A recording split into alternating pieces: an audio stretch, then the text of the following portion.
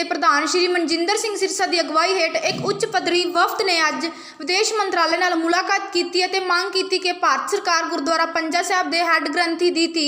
ਬੁਲਬੁਲ ਕੌਰ ਨੂੰ ਅਗਵਾ ਕਰਨ ਦਾ ਮਾਮਲਾ ਪਾਕਿਸਤਾਨ ਸਰਕਾਰ ਕੋਲ ਚੁੱਕੇ। ਸ਼੍ਰੀ ਸਿਰਸਾ ਨੇ ਮੰਤਰਾਲੇ ਨੂੰ ਦੱਸਿਆ ਕਿ 15 ਦਿਨ ਪਹਿਲਾਂ ਗੁਰਦੁਆਰਾ ਪੰਜਾ ਸਾਹਿਬ ਦੇ ਹੈੱਡ ਗ੍ਰੰਥੀ ਦੀ ਧੀ ਬੁਲਬੁਲ ਕੌਰ ਨੂੰ 2 ਮੁਸਲਿਮ ਲੜਕਿਆਂ ਨੇ ਅਗਵਾ ਕਰ ਲਿਆ ਅਤੇ ਹਾਲੇ ਤੱਕ ਉਸ ਦਾ ਕੁਝ ਪਤਾ ਨਹੀਂ ਲੱਗ ਰਿਹਾ, ਜਦਕਿ ਪਰਿਵਾਰ ਵੱਲੋਂ ਵਾਰ-ਵਾਰ ਪੁਲਿਸ ਤੇ ਹੋਰ ਅਧਿਕਾਰੀਆਂ ਕੋਲ ਪਹੁੰਚ ਕੀਤੀ ਗਈ ਹੈ। ਉਸ ਦੇ ਪਿਤਾ ਗ੍ਰੰਥੀ ਪ੍ਰੀਤਮ ਸਿੰਘ ਨੇ ਦੋਵੇਂ ਹੱਥ ਜੋੜ ਕੇ ਭਾਈਚਾਰੇ ਅਤੇ ਆਗੂਆਂ ਤੋਂ ਉਸ ਦੀ ਧੀ ਨੂੰ ਧਰਮ ਪਰਿਵਰਤਨ ਤੋਂ ਬਚਾਉਣ ਲਈ ਅਪੀਲ ਕੀਤੀ ਹੈ। ਉਹਨਾਂ ਕਿਹਾ ਕਿ ਬੁਲਬੁਲ ਕੌਰ ਨੂੰ ਅਗਵਾ ਕਰਕੇ ਇਹ ਪ੍ਰਭਾਵ ਦੇਣ ਦੀ ਕੋਸ਼ਿਸ਼ ਕੀਤੀ ਜਾ ਰਹੀ ਹੈ ਕਿ ਸਿੱਖਾਂ ਦੇ ਪ੍ਰਮੁੱਖ ਗੁਰਦੁਆਰਾ ਸਾਹਿਬਾਨਾਂ ਦੇ ਹੈੱਡ ਗ੍ਰੰਥੀਆਂ ਦੀਆਂ ਧੀਆਂ ਦਾ ਝੁਕਾਅ ਵੀ ਮੁਸਲਿਮ ਧਰਮ ਵੱਲ ਹੈ ਅਤੇ ਅਜਿਹੀ ਸਾਜ਼ਿਸ਼ ਸਿੱਖ ਕਦੇ ਬਰਦਾਸ਼ਤ ਨਹੀਂ ਕਰਨਗੇ। ਵਫਦ ਨੇ ਮੰਤਰਾਲੇ ਨੂੰ ਦੱਸਿਆ ਕਿ ਪਿਛਲੇ 3 ਮਹੀਨਿਆਂ ਵਿੱਚ ਘੱਟ ਗਿਣਤੀ ਭਾਈਚਾਰੇ ਦੀਆਂ 55 ਲੜਕੀਆਂ ਅਗਵਾ ਹੋ ਚੁੱਕੀਆਂ ਹਨ, ਜਿਨ੍ਹਾਂ ਦਾ ਧਰਮ ਪਰਿਵਰਤਨ ਕਰਕੇ ਉਹਨਾਂ ਦਾ ਮੁਸਲਿਮ ਲੜਕਿਆਂ ਨਾਲ ਨਿਕਾਹ ਕਰ ਦਿੱਤਾ ਜਾਂਦਾ ਹੈ ਤੇ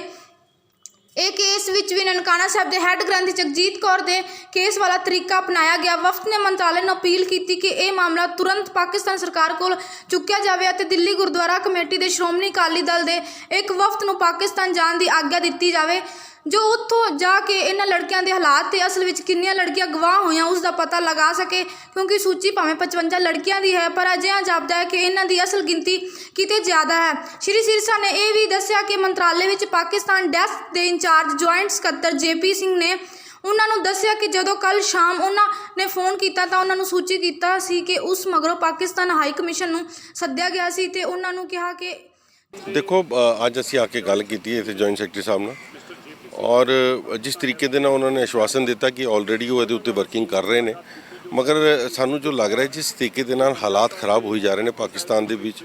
ਅਸੀਂ ਅੱਜ ਤਕਰੀਬਨ 55 ਬੱਚਿਆਂ ਦੀ ਲਿਸਟ ਦਿੱਤੀ ਹੈ ਔਰ ਉਹ 55 ਬੰਦੇ ਉਹ ਹੈਗੇ ਨੇ ਬੱਚੀਆਂ ਜਿਨ੍ਹਾਂ ਦੇ ਬਾਰੇ ਕਿ ਸਾਨੂੰ ਪਤਾ ਨੇ। ਉਹਦੇ ਇਲਾਵਾ ਕਿੰਨੇ ਸੈਂਕੜੋਂ ਬੱਚੀਆਂ ਉੱਥੇ ਚੁੱਕੀਆਂ ਜਾ ਚੁੱਕੀਆਂ ਨੇ, ਉਹਨਾਂ ਦੇ ਬਾਰੇ ਕਿਸੇ ਨੂੰ ਨਹੀਂ ਪਤਾ। ਸੋ ਅੱਜ ਅਸੀਂ ਜਿੱਥੇ ਅਪੀਲ ਕੀਤੀ ਹੈ ਉਹਨਾਂ ਨੇ ਗੱਲ ਕੀਤੀ ਹੈ ਕਿ ਅਸੀਂ ਅੱਗੇ ਇਹਦੇ ਉੱਤੇ ਵਰਕਿੰਗ ਕਰ ਰਹੇ ਹਾਂ, ਪਰਸੂ ਕਰ ਰਹੇ ਹਾਂ ਕੇਸ ਨੂੰ। ਅਸੀਂ ਇੱਕ ਉਹਨਾਂ ਨੇ ਅੱਗੇ ਮੰਗ ਕੀਤੀ ਹੈ ਕਿਉਂਕਿ ਪਿਛਲੇ ਸਮੇਂ ਦੇ ਵਿੱਚ ਅਸੀਂ ਜਿਸ ਵਕਤ ਗ੍ਰਹਿ ਮੰਤਰੀ ਸ਼੍ਰੀ ਅਮਿਤ ਸ਼ਾਹ ਜੀ ਨੂੰ ਮਿਲੇ ਸੀ, ਅਸੀਂ ਉਹਨਾਂ ਨੂੰ ਅਪੀਲ ਕੀਤੀ ਸੀ ਕਿ ਸਾਡਾ ਡੈਲੀਗੇਸ਼ਨ ਇੱਕ ਸ਼੍ਰੋਮਣੀ ਅਕਾਲੀ ਦਲ ਦਾ ਇੱਥੋਂ ਭੇਜਿਆ ਜਾਏ ਦਿੱਲੀ ਸਿੱਖ ਗੁਰਦੁਆਰਾ ਪ੍ਰਬੰਧਕ ਕਮੇਟੀ ਦਾ, ਤਾਂ ਕਿ ਅਸੀਂ ਜਾ ਕੇ ਉੱਥੇ ਪਤਾ ਕਰਵਾ ਸਕੀਏ ਕਿ ਸਾਡੇ ਇਹ ਜਿਹੜੀਆਂ ਬੱਚੀਆਂ ਅਗਵਾ ਹੋ ਰਹੀਆਂ ਨੇ ਔਰ ਉਹਦਾ ਕਾਰਨ ਕੀ ਹੈ। ਸੋ ਉਹਨਾਂ ਨੇ ਅੱਜ ਕਿਹਾ ਕਿ ਤੁਸੀਂ ਸਾਨੂੰ ਉਹਦੀ ਰਿਟਨ ਐਪਲੀਕੇਸ਼ਨ ਦਿਓ ਤੇ ਮੈਂ ਅਸੀਂ ਉਹਦੀ ਪਰਸੂ ਕਰਾਂਗੇ। ਸੋ ਅਸੀਂ ਉਹਨਾਂ ਨੂੰ ਅੱਜ ਜਿੱਥੇ ਆਪਣੀ ਇਨਫੋਰਮੇਸ਼ਨ ਦੇ ਕੇ ਆਏ ਹਾਂ, ਉਹਨਾਂ ਨੂੰ ਦੱਸ ਕੇ ਆਏ ਹਾਂ ਔਰ ਸਾਡਾ ਪ੍ਰੋਗਰਾਮ ਪਾਰਟੀ ਲਾਈਨ ਅਸੀਂ ਤਿਆਰ ਕਰ ਰਹੇ ਹਾਂ ਕਿ ਸੋਮਵਾਰ ਤੋਂ ਅਗਰ ਇਹ ਸੋਮਵਾਰ ਤੱਕ ਬੱਚੀ ਸਾਡੀ ਨਹੀਂ ਆਈ ਤੇ ਅਸੀਂ ਉਹਨਾਂ ਨੂੰ ਉੱਥੇ ਪ੍ਰੋਟੈਸਟ ਵੀ ਕਰਾਂਗੇ ਪਾਕਿਸਤਾਨ ਹਾਈ ਕਮਿਸ਼ਨ ਦੇ ਉੱਤੇ ਔਰ ਜਿਹੜਾ ਅੱਗੇ ਇਸ ਮੁਹਿੰਮ ਨੂੰ ਪੂਰੇ ਵੱਡੇ ਤਰੀਕੇ ਦੇ ਨਾਲ ਚਲਾਵਾਂਗੇ। जो विदेश मंत्रालय में हमारा विषय था, जो हमारी एक बेटी बुलबुल कौर है, वो हमारे हेड ग्रंथी पंजा साहब की बेटी है, जिनको 1 तारीख को शाम को घर से अगवा कर लिया गया 2 लोगों द्वारा। ये दोनों लोग मुस्लिम समुदाय से थे और पिछले 19 दिन से ये लड़की लापता है। उनके पिताजी ने बहुत बार गुहार लगाई, सरकार को लगाई, विदेश उनके वहाँ के माइनॉरिटी मिनिस्टर को मिले, लेकिन किसी ने भी कुछ नहीं किया।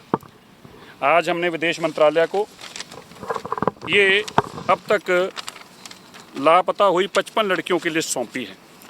अब तक 55 ये वो लड़कियां हैं जिसका हम केस परस्यू कर चुके हैं। इसके अलावा कितनी है वो अलग है, लेकिन ये पिछले 3 महीनों में जो 55 लड़कियों का केस हम परस्यू कर चुके हैं, जिनके बारे में हम लड़ाई लड़ चुके हैं, ये वो लड़की है। इसमें जगजीत कौर भी इंक्लूड है जो हमारे हेड ग्रंथी ननकाना साहब की बेटी थी।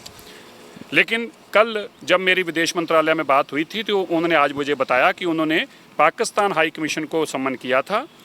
पाकिस्तान हाई कमीशन को कल बुलाकर इन्होंने उनको 24 घंटे का टाइम दिया था और उनको समझाया था कि इस तरह से एक हेड ग्रंथी की बेटी है, ये बहुत बुरा काम है, समुदाय के अंदर बहुत बड़ा रोष है, दुनिया भर के अंदर ये रोष है, लेकिन उन्होंने अभी तक इसके ऊपर कोई कार्रवाई नहीं की। आज हमने उनको 2 मांगें रखी हैं। एक, आप इसको परस्यू करो, जो कि उन्होंने कहा है कि हम इसको बहुत तेज़ी से शिद्दत से परस्यू करेंगे और मंडे को फिर हाई कमीशन को सम्मन करेंगे। और दूसरा, हमने उनसे ये भी आग्रह किया है कि हमारा एक डेलीगेशन जो हमारा पहले तय हुआ था, कोविड के कारण रुक गया, हमारे डेलीगेशन को पाकिस्तान जाना का परमिशन लेके दी जाए और जो हमारी बेटियां अब तक गुम हुई हैं वो हैं कहाँ, आज उनके क्या हालात हैं, हम जाकर इसकी जांच करना चाहते हैं। उन्होंने यह भी कहा कि आप लिखती रूप में हमें दें, हम पाकिस्तान के साथ परस्यू करके इसको भी पॉसिबल करेंगे। इसके साथ ही अगर हमारी बेटी कल तक वापस नहीं मिलती तो मंडे को हम पाकिस्तान हाई कमीशन के बाहर प्रोटेस्ट करेंगे। और ये प्रोटेस्ट जो रहेंगे ये कोई एक दिन का नहीं रहेगा, ये लंबा हम प्लान के तहत करेंगे ताकि पाकिस्तान को मजबूर किया जा सके। जो हमारी सिख बच्चियों के साथ अगवा किया जा रहा है, माइनॉरिटीज़ की बच्चों के साथ जाती हो रही है, उन लोगों को बच्चों को इंसाफ दिलाया जा सके।